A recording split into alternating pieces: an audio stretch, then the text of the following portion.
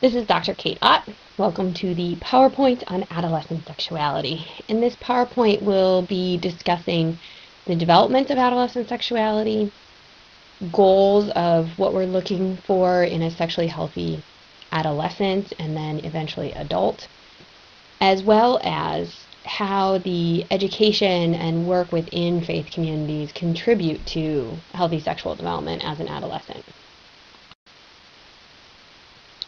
In terms of adolescent development, we often understand the 5 major categories as identity, independence, intellect, integrity, and intimacy. What I'm going to do next is walk us through how those areas directly relate to sexuality issues. So I understand that this chart is a little small, but I hope in our talking through it, you'll be able to see some of the progress that happens from early adolescence, which can start around 10 or 11, middle adolescence around 13 and 14, all the way to late adolescence, which begins around 16 or 17, and we now know there are discussions about whether adolescence ends somewhere upwards of age 25, and how we are starting to segment the young adult population to emerging adults in the 21-22 range to young adults in 25 and over. So how does sexuality relate to adolescent development? Well, there's obvious reasons related to physical development, and that often starts with the onset of puberty and the radical changes that are happening to one's body. In early adolescence, kids often ask the question, am I normal? We seem to have a notion that there's a set way to progress through puberty, when in fact there isn't. People's experience of puberty is as unique as each individual person. In middle adolescence, those changes are in full force, and that gets coupled with some of the other cognitive and social psychodevelopment around everything being about me. So this is the point at which the one zit on the face is enough to make a child not want to go to school, because everyone's going to look at it and everyone's going to be focused on that, even though we as adults may know that that's not true and we've all survived it. Eventually in late adolescence, those changes start to level off. We get used to the body that we have, that we're going to be stuck with for a while. And perhaps as parents, as leaders of youth in our congregations, we can understand that in fact our bodies continue to change our entire lifetime.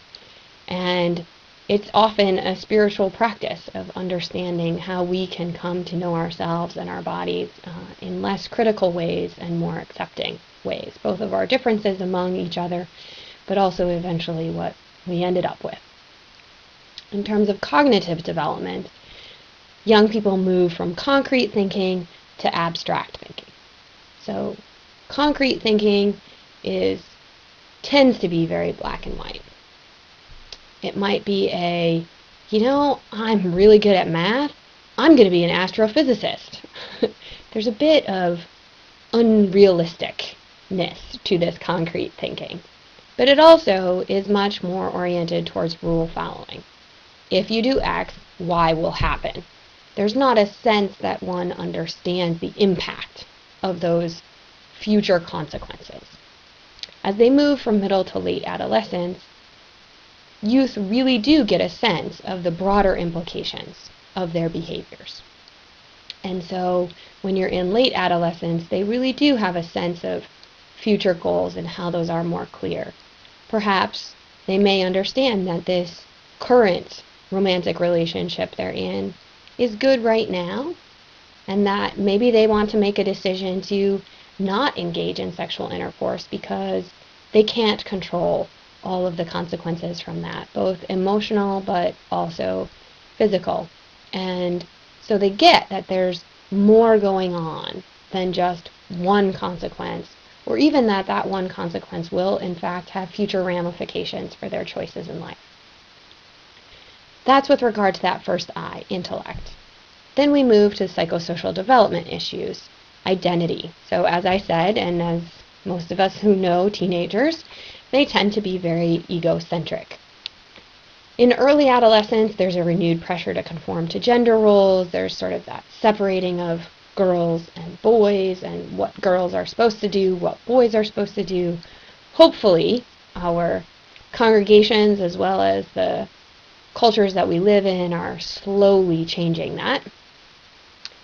But as adolescents move on, their group focus becomes more countercultural. So it is all about them, but it's all about them as part of their small group. So this is the point at which we can leverage, especially in congregations, their developments, that being part of this youth group makes them unique. So they are unique in their group affiliation. As they move to late adolescence, they have a better informed sense of self. Their peers aren't as important to them, but clearly are still helpful in self-definition. So this isn't the point where they have to be divided among the jocks and the goths and the cheerleaders. Anyone who watches Glee knows this, that late adolescent development is often where you could join the Glee club even if you're a football player. So there's a sense that you have a peer group, but you can expand beyond that. When it comes to integrity, early adolescents are still very much looking for their parents to be parents. That rules in the world are set for them and are maintained. So, because I said so, could still potentially work. Because of that concrete thinking, there's not as much gray area, and they really do need grown-ups to be setting up clear definitions and rules for them. As they get to middle adolescence, they have a streak of fairness and justice. I'm sure anyone who has been with youths have often heard but that's not fair. John gets to do it. So that sense of fairness is dependent on what they see around them. It's where they'll start to question the values of their faith community, of their parents, and perhaps strong rebellion can come from this. But in fact, it's an extremely important developmental task, especially for moral development. What we do know about moral development for adolescents is that youth need to understand where values come from, how grown-ups around them have gotten to those values, and why they're asking youth to adopt those values.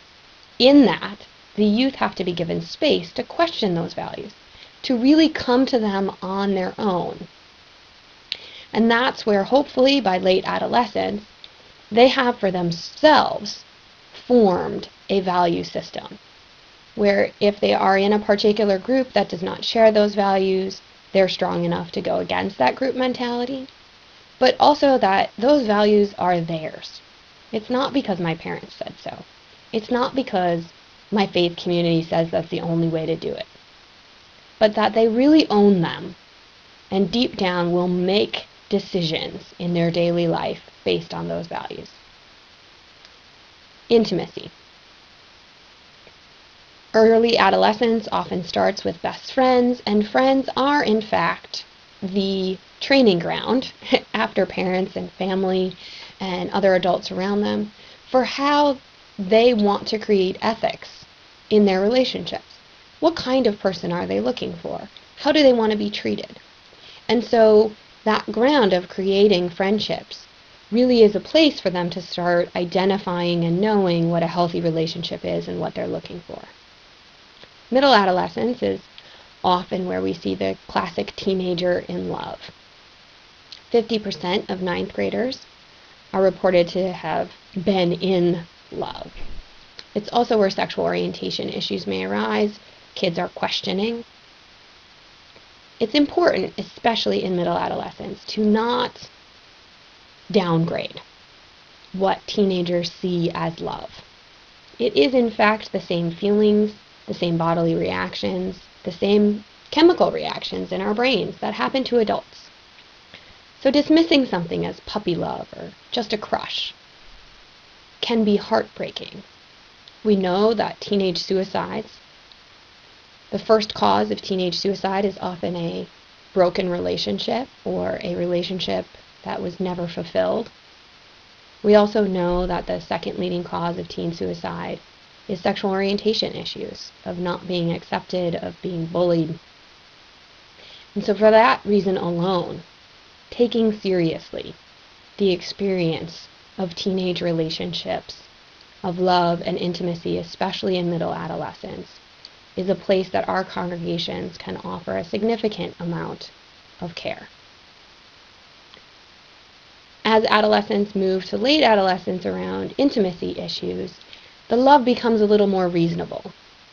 They start to think of long-term partnering, and they also have an idea of satisfaction of others. So it's not as egocentric, I want what I want out of this relationship, but that there's other people involved and that there's balance that needs to happen, not just within this romantic or sexual relationship, but within the other relationships I hold. So a middle adolescent may in fact start a new relationship and for a while forget to talk to their friends, stop being involved in the activities that were important and focus solely on this individual.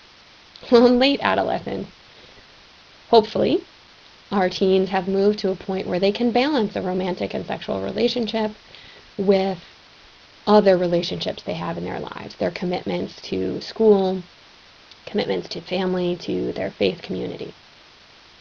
And that's a key part of their developing independence, which is the last I. Independence is often influenced by peers and parents. It's going to fluctuate in early adolescence between really wanting to be part of our peer group and knowing we're still part of our family and trying to figure that balance out. As we move into middle adolescence, that balance often gets heavily weighted towards peers. They have an extremely strong influence, and this is often the point at which adults just can't win, parents especially. By the time we get to late adolescence, that balance comes back into focus, and as I was just talking about with regard to intimacy, teens have a better sense of how they can be independent and self-sufficient while at the same time maintaining their relationships and responsibilities within family, friends, the broader community, perhaps the sport or hobby club that they're part of, as well as a greater commitment to society in general, so that they have a sense enough of self and independence, but also that that is supported and sustained by the relationships that they have in life.